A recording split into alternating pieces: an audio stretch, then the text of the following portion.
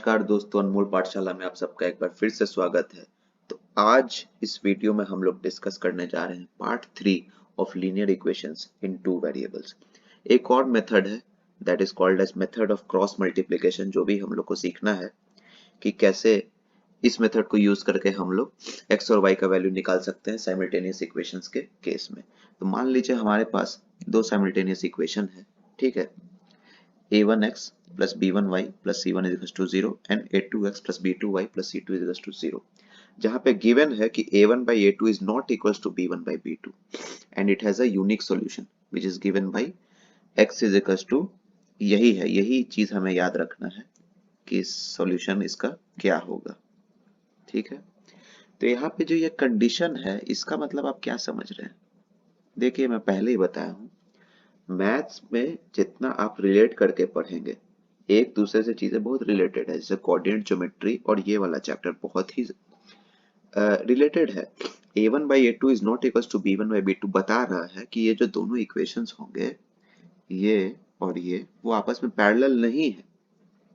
कैसे नहीं? आप ग्राफ पेपर में प्लॉट कीजिएगा कि a1 by a2, हम लोग हालांकि इसको आगे भी देखेंगे जहाँ पे तरह तरह के इक्वेशंस को हम लोग डिस्कस करेंगे, तरह तरह के केसेस को हम लोगों ने पहले भी डिस्कस किया था, है ना। लेकिन उसको अलजेब्रिकली देखेंगे कि कैसे वो पैरेलल है, कैसे क्यों पैरेलल नहीं है। इसको और डिटेल में हम लोग कोऑर्डिनेट ज्योमेट्री में और डिस्कशन करते हैं 11th वगैरह में।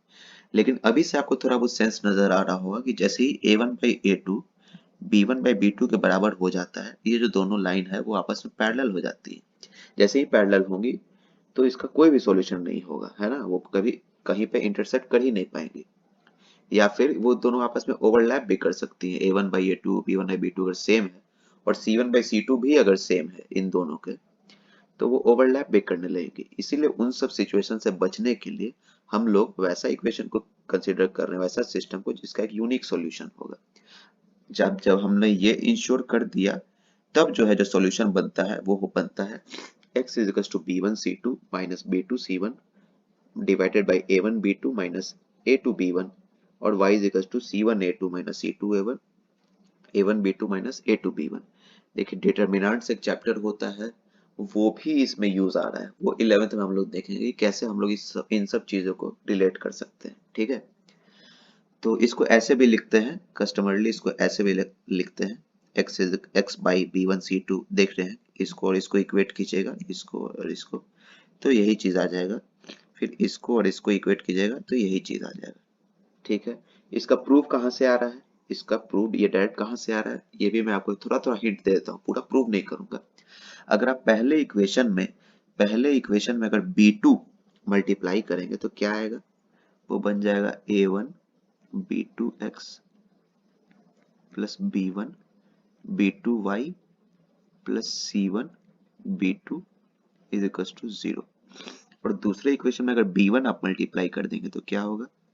a2 b1x plus b2 b1y plus c2 b1 is equal to 0।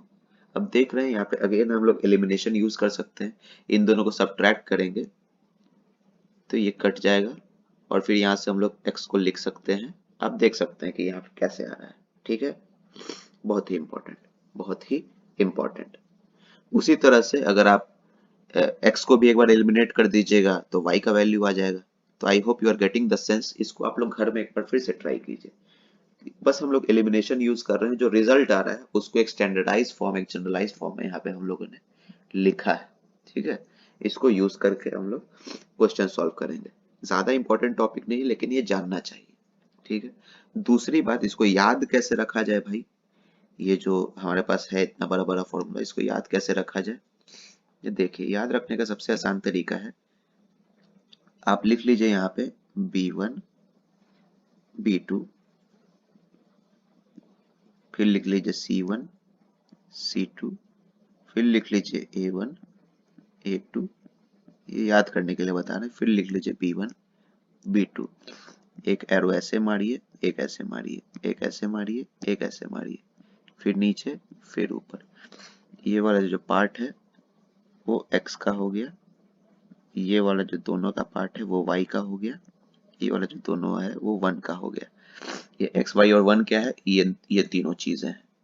ठीक है, तो ये वाला जो पूरा आपका फिगर है, इसको देख के क्या करना है, पहले B1 और C2 को मल्टीप्लाई करना है और B2 इंटू C1 को घटा देना है उससे।